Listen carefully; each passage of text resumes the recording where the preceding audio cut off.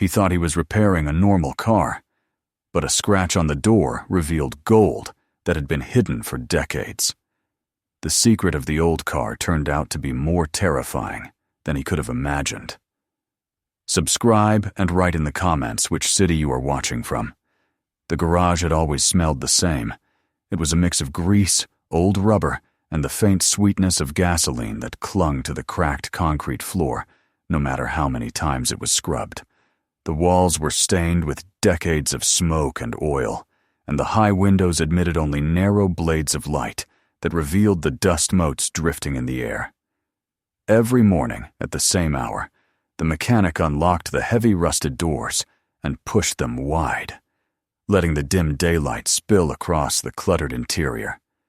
He was a man of habit, a man who found a kind of weary peace in routine. For years he had worked here, repairing the machines that kept the small town alive. Old pickup trucks, battered sedans, the occasional farm tractor. These were the vehicles that came to him. Their owners did not care about polish or performance. They needed function, something that would start in the morning and get them through long days of labor. He had grown accustomed to the simplicity of these jobs, to the endless cycle of replacing worn belts, patching exhaust systems, or coaxing one more season out of an engine that should have been retired long ago. The work was not glamorous, but it was steady, and in that steadiness, he had built a fragile kind of life. He was not a man of extravagance. His clothes were plain, his hands permanently darkened by grease, his back bent slightly from years of leaning over hoods and crouching beneath chassis. He lived alone in a modest house a few streets away, cooking his own meals and rarely leaving town. His world was small, but it was stable, and he had long since stopped expecting anything more from it. That day began no differently than others. The morning sun had barely lifted above the rooftops when he rolled up the garage doors and switched on the hanging lamps that buzzed faintly overhead. A pickup truck waited outside, its owner pacing impatiently with a complaint about a stubborn transmission. The mechanic nodded, muttered his usual reassurances, and set about diagnosing the familiar problem. The hours passed slowly, punctuated by the sound of tools clattering on the workbench and the occasional burst of static from the small radio in the corner. But in the early afternoon, when the streets were quiet and the town seemed to doze in the warmth of the sun, he heard an unfamiliar sound. It was the steady growl of an engine, deeper and smoother than anything that usually came down this road. He straightened, wiping his hands on a rag, and stepped out to the doorway just as the vehicle appeared. What he saw froze him in place. The car rolled to a stop in front of the garage like some relic from another age. It was long, low, and gleaming, its shape impossibly elegant amid the dented and rusted vehicles that normally filled the lot. The wide fenders curved gracefully, the chrome of the grille caught the light, and the headlights gleamed like polished gems. It was the sort of car one might expect to find behind velvet ropes in a museum, not rumbling along the dusty road of a forgotten town. The driver climbed out with deliberate care. He was an older man, tall and thin, his silver hair tucked beneath a dark hat, his coat of fine wool falling neatly to his knees. There was nothing casual about him, nothing that belonged to the place he now stood. His every movement was precise, his gestures controlled, as though he were used to being observed. He glanced briefly at the mechanic, his expression unreadable, before offering a polite nod. The mechanic returned the nod, masking his surprise. He had never seen such a car in person, and he had certainly never expected to see one here. The man explained, in a voice low and steady, that he needed some minor maintenance, just a routine inspection to ensure the car was fit for a longer journey. He referred to it casually as an old family relic, as though it were no different from the farm trucks and wagons that rolled through town. But there was an edge beneath his words, something tightly wound that the mechanic could not ignore. Curiosity tugged at him as he walked around the vehicle, Every line, every curve, spoke of another era. The weight of history seemed to radiate from the car, and the mechanic felt suddenly small beside it. He opened the hood, expecting to find a dusty relic of machinery, but instead he found an engine so immaculate it could have been assembled yesterday. Each piece was clean, heavy, and meticulously preserved. The metal gleamed too brightly, the bolts turned too smoothly. It was unlike anything he had seen in years of work. He tested the doors, surprised by the weight of them. They did not swing easily but resisted, as though each panel concealed more than steel. He tapped the surface lightly with his knuckles, and the sound that returned was thick and muted. It was not the sharp ring of metal, nor the hollow echo of aluminum. It was deeper, heavier, carrying a resonance that unsettled him. The interior was no less remarkable. Rich leather lined the seats, worn but still supple, and the wood of the dashboard was polished to a dark sheen. There were no modern instruments, no concessions to comfort beyond what had existed nearly a century ago. It was as if time had been frozen within this cabin, preserving a world long gone. Hours slipped away as he examined the car, though he worked slowly, almost reverently. He could not shake the sense that he was touching something that did not belong in this place, something that had been hidden deliberately and preserved with care.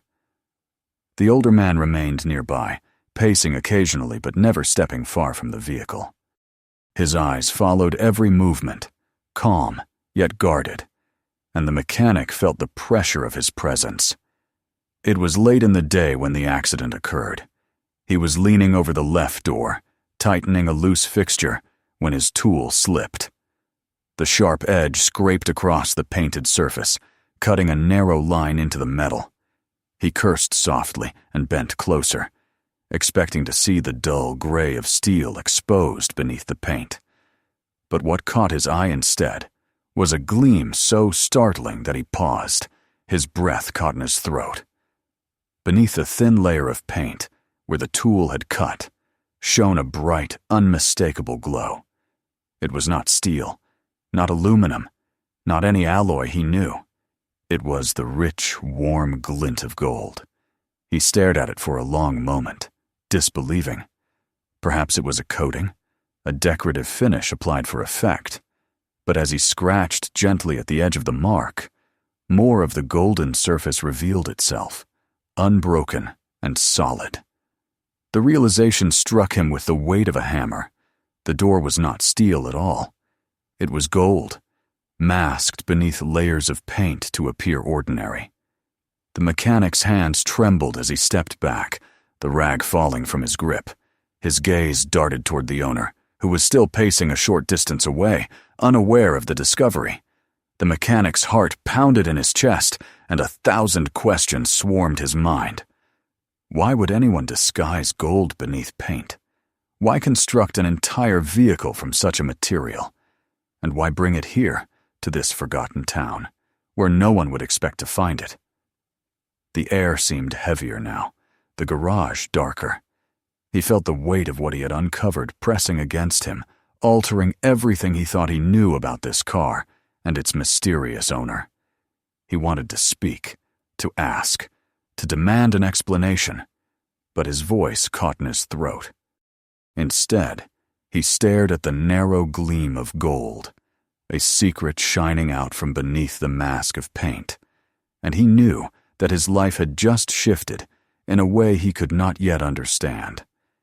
He turned slowly back to his work, careful to shield the mark from sight, his hands moving automatically, though his thoughts spun wildly.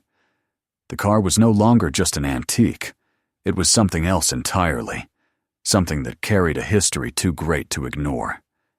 And as the sun dipped lower outside and the garage filled with shadows, the mechanic understood that he had stumbled upon a secret far larger than himself, one that had been hidden for decades and was never meant to be revealed.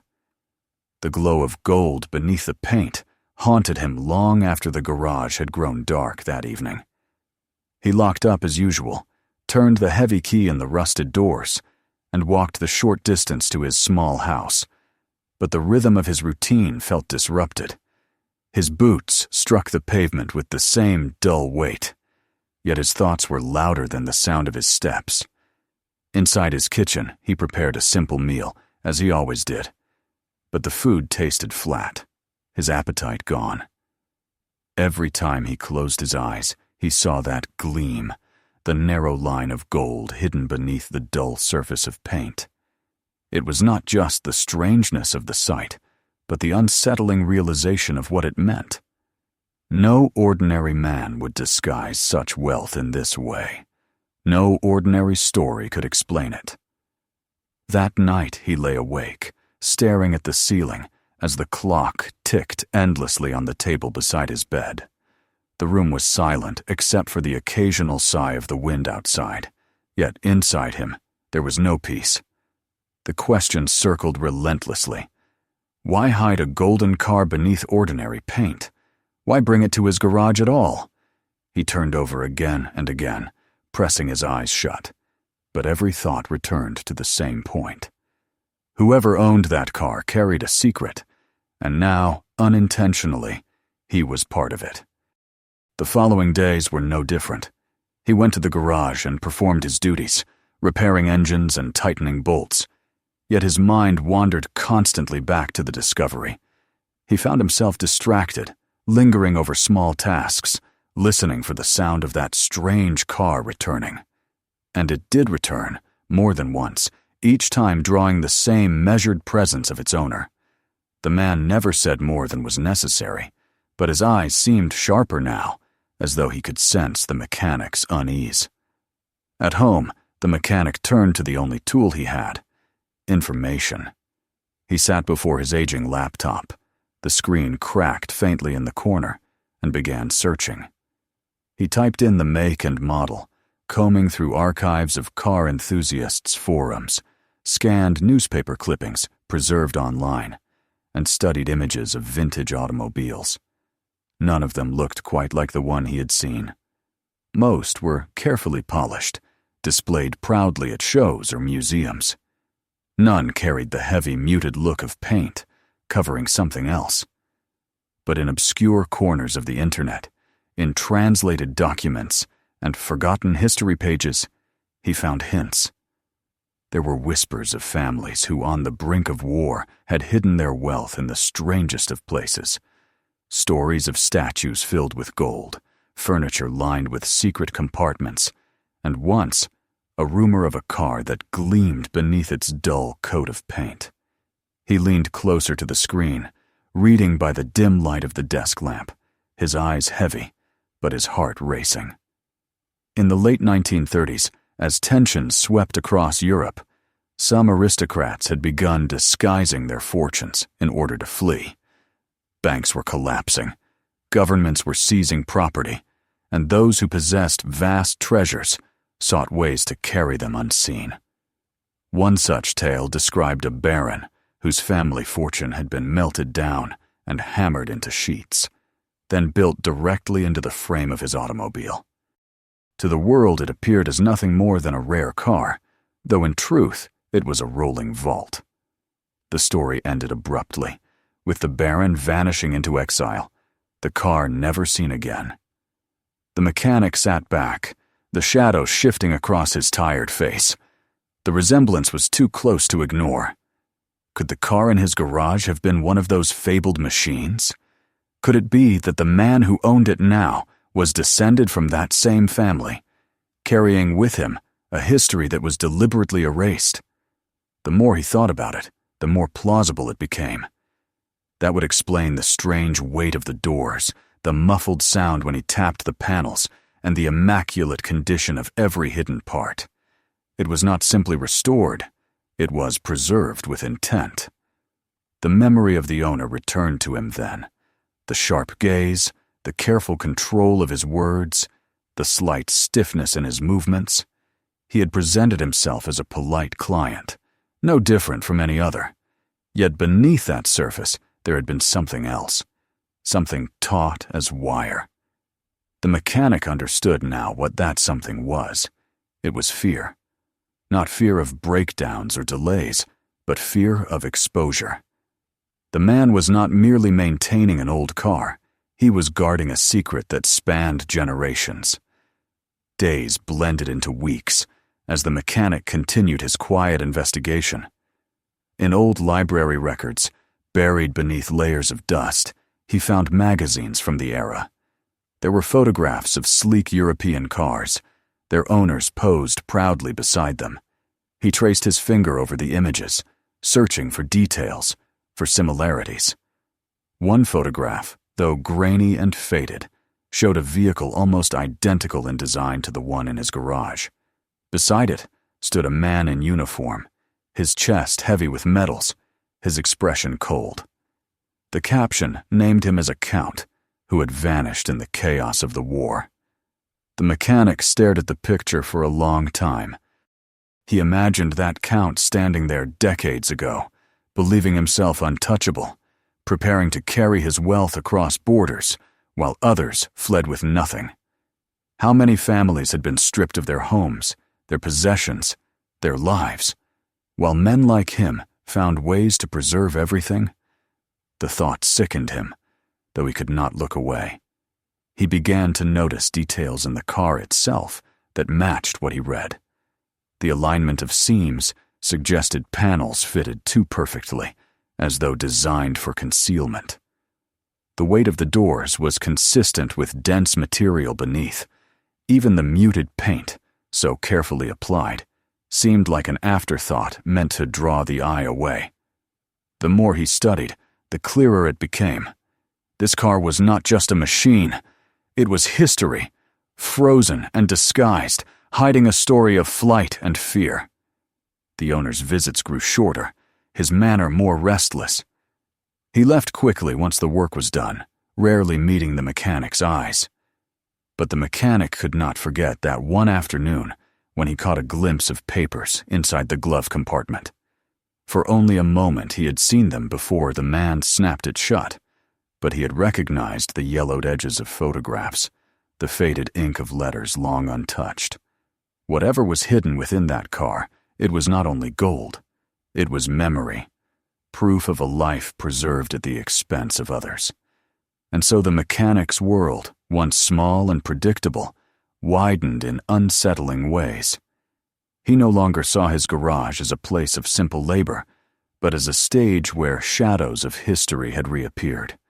The dust, the tools, the oil-stained rags, all of it seemed trivial against the enormity of what rested just a few feet away when the car rolled inside. He felt as though he had stepped unknowingly into a current of time that carried with it the weight of unspoken crimes. Each night, as he walked home, he imagined the Baron in the photograph, the family that had fled, the lives left shattered in their wake. He thought of the present owner, carrying that burden into the modern world, unwilling to let it go. And he thought of himself, a simple mechanic, now entangled in a web that stretched back nearly a century. The secret gnawed at him, eroding the edges of his peace. He knew that sooner or later he would be forced to act, to choose whether to remain silent or to reveal what he had discovered. For now, he told himself it was only curiosity, only research. But deep down, he understood the truth. He had uncovered more than metal beneath paint. He had uncovered the echo of fear and greed, and that echo was growing louder with every passing day. The gold was no longer a curiosity, but a symbol, gleaming in his memory, demanding to be acknowledged. And as he closed his eyes at night, the mechanic felt its weight pressing upon him, as though the car itself were whispering of origins buried too long, of secrets that would not remain hidden forever. The mechanic's days, once steady in their repetition, had become strained with an unspoken tension that clung to every moment. What he had read in his research was no longer simply theory. The gleam of gold beneath the paint, the weight of the panels, the muffled sound of hidden metal, all of it confirmed that the car was more than it appeared. And yet the knowledge did not sit quietly within him. It gnawed at him each time he bent over another engine or tightened another bolt. The thought that something so immense, so charged with history, had been entrusted to his hands. The routine of his life had been replaced by unease, and it grew heavier. Each day the car returned to his garage. The visits came more frequently now. Where before the owner had seemed calm and deliberate, his demeanor had shifted into something sharper. His eyes no longer carried that mask of politeness, but instead revealed an edge of suspicion. When he looked at the mechanic, it was no longer with the indifference of a client toward a worker, but with the intensity of a man measuring danger. And the mechanic, though he tried to appear the same as ever, felt the weight of those glances like a burden pressing on his back. The first time the owner noticed the faint scratch on the door, the air between them had thickened. The man's gaze lingered on the mark for too long, his face unreadable. He said nothing, but the silence itself was damning. The mechanic could feel his pulse quicken, knowing that the truth had perhaps been glimpsed, that the secret no longer lay solely in his possession. Yet the man turned away, speaking in his usual controlled voice, and the matter was not addressed aloud. Still, the mechanic understood that something had shifted irrevocably. From that moment forward, unease followed him like a shadow. At night, he imagined figures standing outside his window, watching. On more than one occasion, he thought he saw a shape linger near the edge of the garage lot after dusk, only to vanish when he looked again. He told himself it was imagination, but the feeling of being observed never left him. The owner no longer seemed like a man maintaining an heirloom, but like a guardian of a fortress, ready to defend it at any cost. The mechanic realized then that his discovery had not only opened the door to the past, but had tied him to the dangers of the present. Sleep became fleeting, and when it came, it was filled with visions. He dreamed of being sealed inside the car, the doors closing around him with their impossible weight, the golden panels gleaming as he struggled to escape. He awoke, drenched in sweat, staring into the darkness of his small bedroom, wondering if he had stumbled into something he could not contain. In the quiet of those early hours, he asked himself what his duty was. Could he remain silent, continuing to repair the car as though nothing had been uncovered? Or did he owe the truth to history, to the unseen victims whose losses might have been transmuted into the glittering panels of that vehicle? Each answer came with a cost. To speak meant inviting confrontation with a powerful man who had everything to lose. To remain silent meant shouldering a guilt that would fester until it consumed him. One afternoon, while inspecting the rear compartment of the car, he noticed something unusual. The leather behind the passenger seat bore a seam not aligned with the rest of the stitching. Curiosity overcame him, and he pressed against it lightly, feeling a hollow give. His hands trembled as he slid the panel aside, revealing a narrow cavity hidden within the frame. Inside lay a small bundle, wrapped in brittle cloth.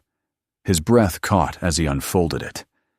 Within were photographs, sepia-toned and fading, showing stern-faced men in uniforms, women in gowns standing before lavish estates, and carriages laden with luggage.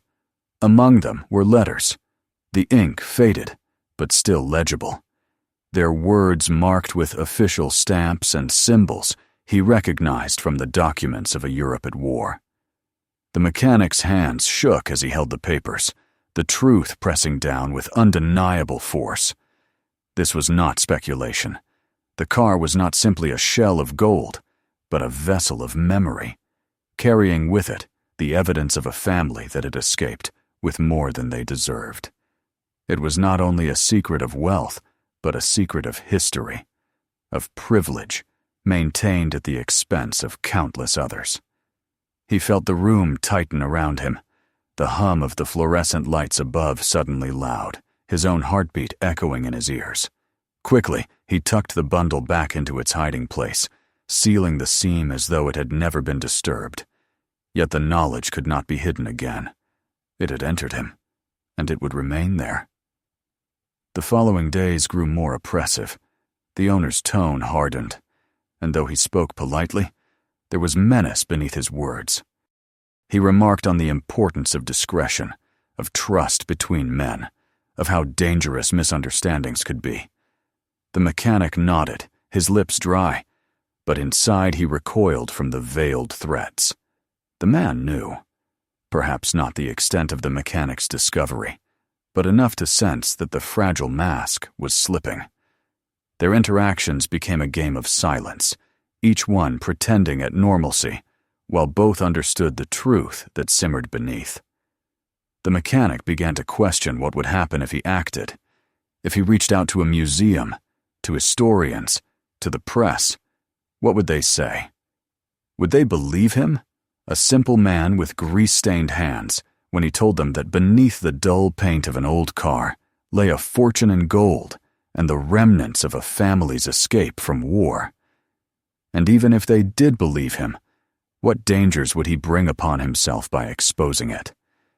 Yet to do nothing felt like betrayal, not only to the nameless past, but to his own conscience. He had been given knowledge, and knowledge demanded responsibility. The car became unbearable to work on. Each time he touched its surface, he felt the weight of history beneath his fingers. The paint no longer concealed, but screamed its disguise. Every bolt he turned seemed to tighten a knot in his chest. He imagined the countless lives broken so that this one family could preserve their fortune, the estates abandoned, the possessions seized, the voices silenced. And here, in his garage, it all lived on in metal and gold. One evening he lingered long after closing, the car sitting in the center of the garage bathed in dim light. He walked slowly around it, his hand trailing along the cool surface, pausing over the faint scratch that had begun it all. He thought of the owner's eyes, sharp and fearful, of the documents hidden within, of the oppressive silence that surrounded them both. He understood then that the choice was no longer abstract. The past and present had converged in this very place, demanding a decision. The mechanic stood in the half-light, his reflection warped in the golden sheen that lay just beneath the surface, and realized that he could not escape the burden he carried. Whether he spoke or remained silent, his life had been altered forever. The car had drawn him into its shadow, and within that shadow, the conflict of the present could no longer be ignored. The silence of the garage pressed in on him as the days dragged forward. The mechanic no longer felt at ease among his tools, the cluttered workbenches, or the walls that had once carried nothing heavier than the smell of oil and dust. Now they seemed to echo with the weight of a decision that would not leave him. The car stood at the center like an idol, immovable and patient, its painted surface betraying none of the truths he had uncovered. Yet he could not look at it without seeing through the disguise, without feeling the glint of gold shimmering just beneath. Each time he passed it, even when he worked on other vehicles, he felt as though it were watching him, demanding from him something he was not ready to give. The owner's visits became shorter still, his words colder. He spoke of repairs with the same distant formality, yet his eyes bore into the mechanic, testing, questioning, searching for signs of betrayal. The mechanic responded with the same nods, the same quiet affirmations, though his heart beat unevenly each time. He could not escape the sense that the man was waiting for him to falter, waiting for some slip of tongue or expression that would betray what he knew. And in that waiting, the mechanic felt the walls close in. He understood that his silence had become as dangerous as the truth, for silence bound him to the secret, and secrets of this magnitude could not be contained forever.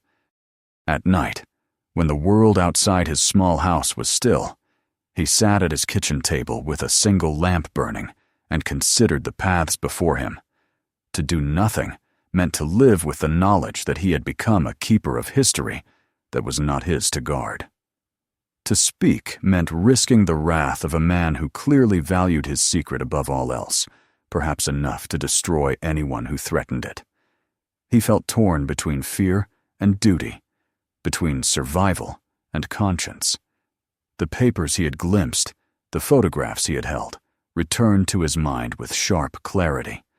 The faces of the men in uniforms, the estates captured in sepia tones, the remnants of letters stamped with symbols of a dark era. They haunted him, urging him to act. One evening, unable to bear the weight any longer, he found himself drafting a letter to a local historical society. He wrote carefully, describing in vague terms the existence of an artifact tied to the war, hinting at the possibility of hidden wealth. Yet he stopped short of naming the car or its owner. His hand trembled as he set down the pen, staring at the words. He knew that once he sent such a message, there would be no turning back. Yet the thought of sealing it, of placing it in the mailbox, filled him with dread. He folded the paper, set it aside, and left it untouched for days. The letter sat like a silent witness to his indecision, accusing him each time he passed by. Meanwhile, the pressure grew. One night he heard footsteps outside his home, though when he opened the door, the street was empty, bathed only in the pale light of the moon. Another evening, as he closed the garage, he found a note slipped beneath the door. It was blank, but for a single line. Some things are better left buried. His breath caught as he read it, the letters jagged and uneven, as though written in haste. He knew then that his fear was not imagined. Eyes truly were upon him, and his silence had not spared him from danger.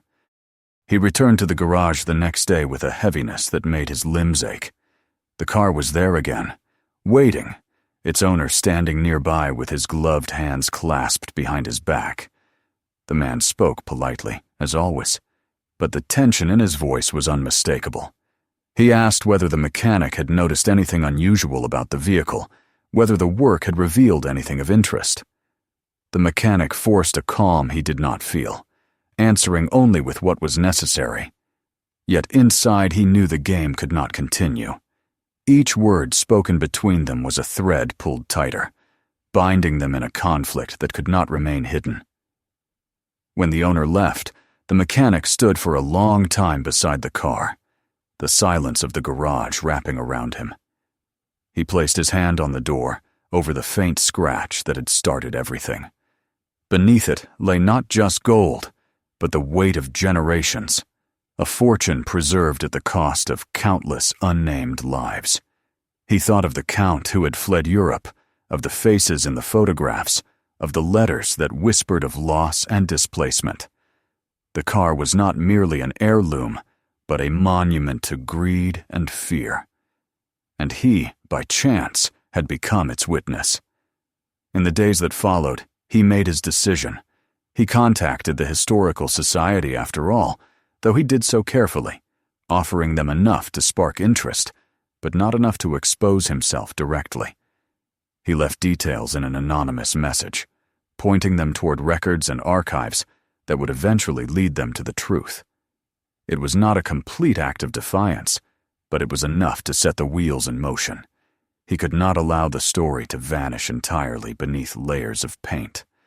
The truth belonged not to the family that had hidden it, but to history itself. When the car came again for its final visit, the mechanic worked quietly, his movements steady though his thoughts churned. The owner watched him closely, speaking little, his eyes narrow with suspicion.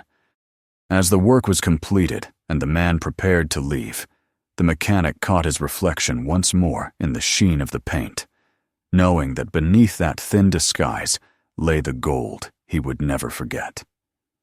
He handed over the keys with a steady hand, neither man speaking more than required. The car drove away, its engine fading into the distance, leaving the mechanic alone with the silence. In the weeks that followed, whispers began to surface. Articles appeared in obscure corners of the press about hidden wealth transported across Europe, about families that had smuggled fortunes in forms both elaborate and grotesque. Museums speculated, historians debated, and though the mechanic's name never appeared, he felt the ripple of his choice moving outward. He remained silent, yet he knew he had nudged history toward revelation. Whether the car itself would ever be seized or exposed, he could not say. But the secret was no longer locked entirely in shadow. Life at the garage returned, in appearance, to what it had always been. Pickup trucks and tractors filled the lot. The smell of oil and gasoline returned to its familiar dominance, and the mechanic moved among his tools as though nothing had changed. But within him, everything was different.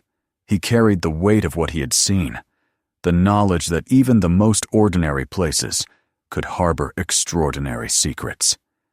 He understood that history was not a distant echo, but a living presence, hidden beneath the surfaces of objects and people alike. At night, he no longer dreamed of being trapped inside the car. Instead, he dreamed of open roads stretching endlessly ahead, of sunlight glinting on metal that no longer needed to be disguised. He knew he would never be free of the memory, but he had made his choice. He had given the past a chance to speak, even if his own voice remained silent. The car never returned. Perhaps the owner sensed the shift.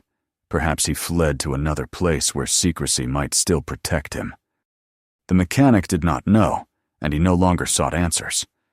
What remained was the understanding that the truth, once glimpsed, could not be hidden again.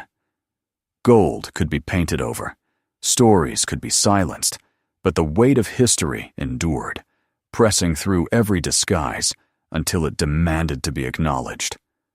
The garage once more became his world, filled with the clatter of tools and the hum of engines. Yet he moved through it with different eyes, aware that behind every surface there might lie another story, waiting for the right accident to bring it to light. He knew that he had stepped, briefly, into a current larger than himself, and though he had returned to the quiet shore of his life, the memory of that current would never leave him. And so the mechanic carried on, his hands stained as before, his back bent to the work. But within him lingered the glint of gold, not as wealth to be seized, but as a reminder. A reminder that some secrets cannot be kept forever, that beneath the paint of ordinary days there lies a truth that must, in time, find its way into the light. If this story moved you, make sure to subscribe so you don't miss the next one. Take a moment to watch our other videos for more powerful stories still to come. And don't forget to share this video with your friends and family. Some stories are too meaningful to keep to yourself.